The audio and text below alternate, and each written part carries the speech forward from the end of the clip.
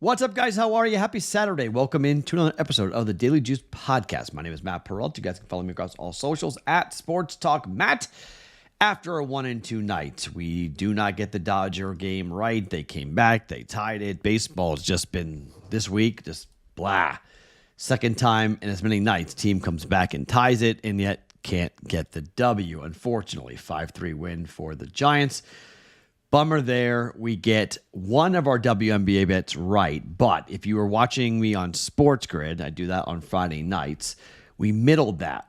152.5. The game fell 152. I bet over 142.5 in game, and we got both bets right. So I went 2-2 on the night, but 1-2 officially for the Daily Juice Podcast. You guys can watch me most Friday nights, but not for the next two Friday nights because I'm going on vacation. More on that here in just 1 second.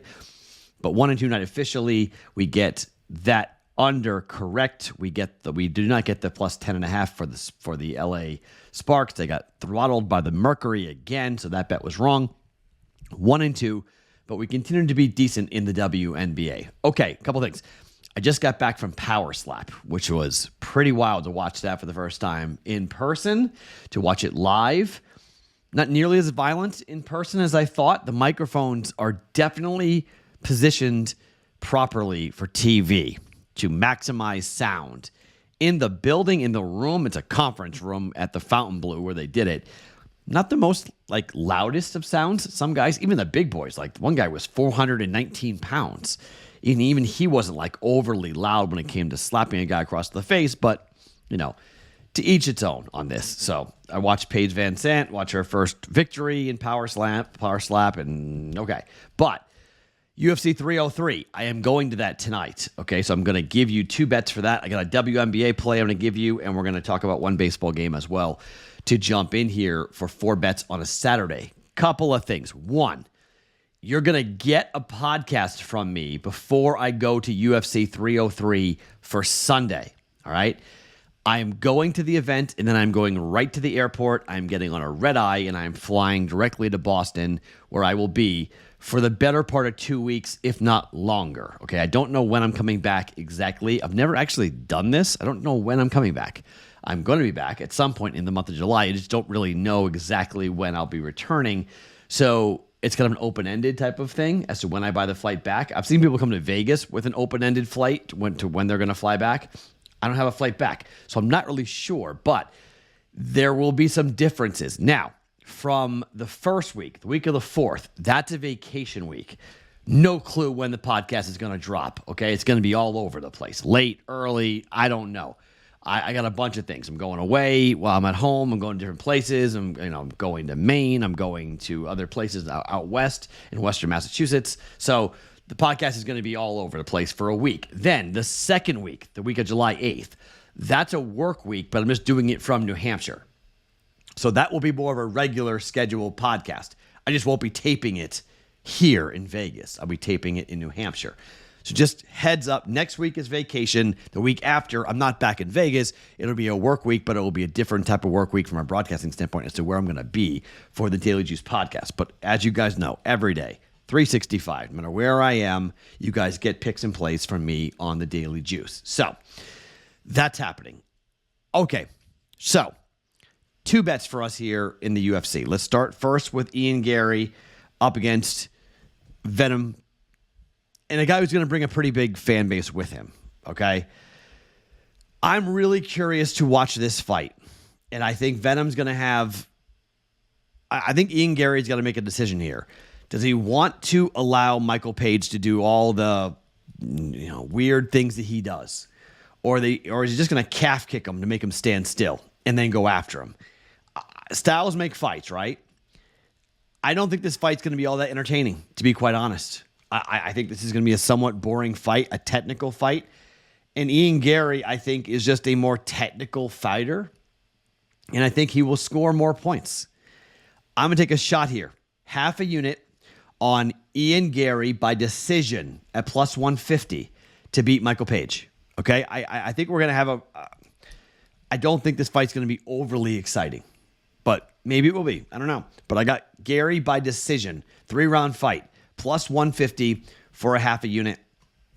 for Ian Gary by decision against Michael Page. 14-0 Gary, 22-2, but it's the third fight in the UFC for Michael Page. Well, sorry, second fight in the UFC for Michael Page. He won a decision over Kevin Holland in his last fight. I think we're in for kind of a similar type of fight, except this time I think the decision will go to the younger Gary, who is 10 years younger than Michael Page. Gary by decision for a half a unit at plus 150.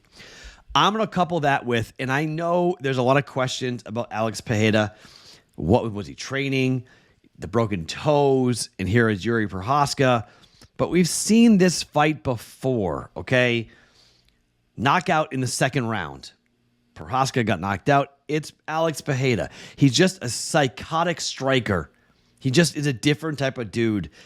He knocked out Jamal Hill. I was there for that fight. I'm going to be there. I'm going to be here for this fight. I just think by decision is plus 110. Sorry, by knockout rather is plus 110. I think it's the most likely outcome for this fight. If Prochazka wins, we're going to see a trilogy, so maybe there's a chance we get that. But I think Alex Pereira really wants to fight Izzy again, and to get past Prochazka gets it there. Short notice fight, but I lean towards the under in the fight. But I think we're going to see Alex Pereira knock out Yuri Prochazka. Plus 110 for a half a unit. Knockout, Alex Pereira over Yuri Prochazka in the main event, okay? Ian Gary by decision, Alex Pereira by knockout. Now, you want some extra stuff? I know people that are really high on in the prelims. If you're looking for a real big dog, a fight you want to jump on into, Carlos Hernandez, plus 350. I know folks that like him. Second fight of the night, Carlos Hernandez against Rhea Saruya, I think it's how you say his name, but he's 9-0. He's really inexperienced. He's not a fighter that, he's born in 2002. He's a young guy, and Carlos Hernandez is live, according to people that I know, to get a victory here. And he's a huge dog, but at a dog price at plus 350. You want to jump in on Carlos Hernandez, you can do that. And then I also think that the Anthony Smith fight will wind up inside the distance.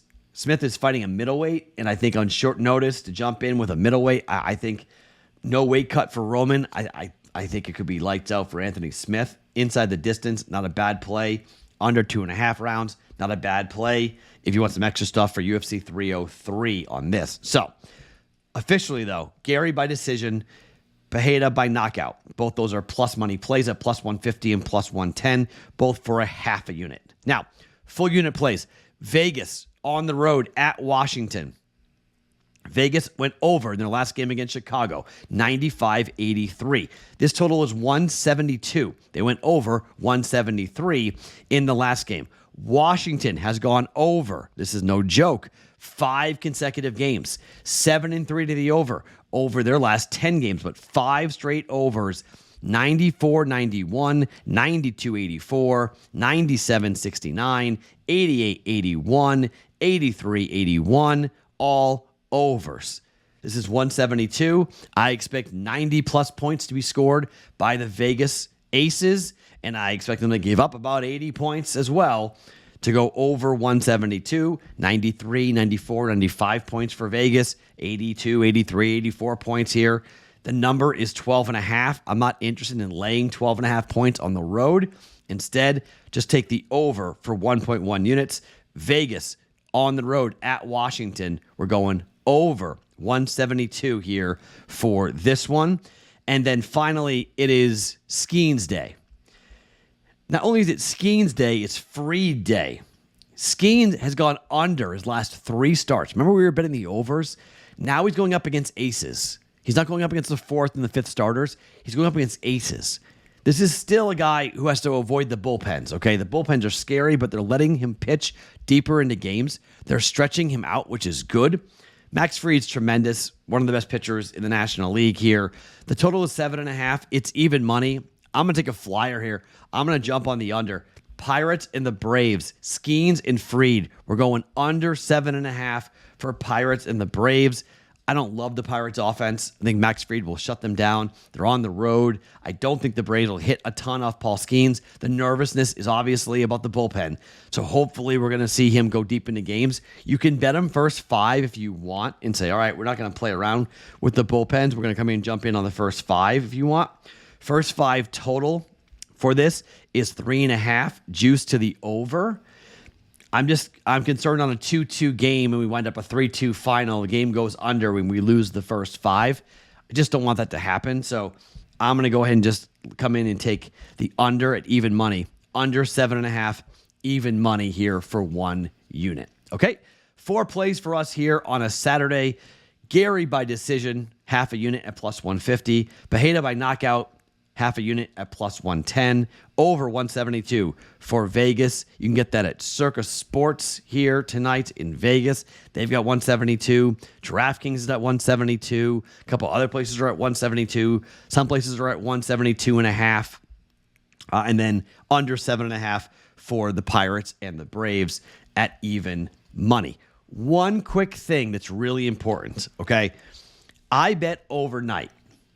Somebody decided to be just typical. They were mad, okay, because they got 150 and I got 152.5. So my bet cashed, their bet missed. If you guys get up and this play is ridiculous, like I have 172, I bet it at Circa. If that thing goes to 175 when you guys get up, don't play it pre-flop. Wait. You might get a way better number than me. If you know I like the over and the in-game is 166, well, bet that.